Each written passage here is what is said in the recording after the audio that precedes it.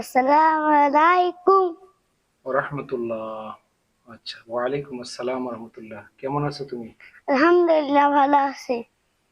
আচ্ছা, তোমার নাম? আমার নাম মোহাম্মদ আজমের হোসেন। ধন্যবাদ। তুমি সকালে কোরআন শরীফ পড়ো মক্তবে? হ্যাঁ।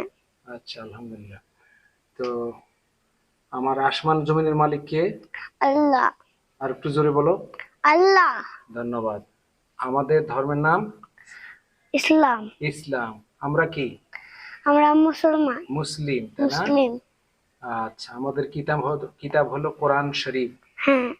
আচ্ছা, তারপরে আমাদের নবীর নাম জোরে বলো। মানে নবীর নাম হযরত হযরত মুহাম্মদ সাল্লাল্লাহু আলাইহি সাল্লাম।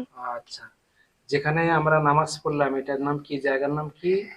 মসজিদ। মসজিদ। এখানে নামাজ পড়তে হয়, তাই নয়? হ্যাঁ। আচ্ছা, তে আমরা যে মুসলমান তাহলে আমাদের কলমা পড়তে হয় তো? হ্যাঁ। কলমাটা পড়ো দেখি। 1 নাম্বার কালেমা, কালেমা তয়্যবা, লা ইলাহা ইল্লাল্লাহ মুহাম্মাদুর রাসূলুল্লাহ সাল্লাল্লাহু আলাইহি ওয়াসাল্লাম।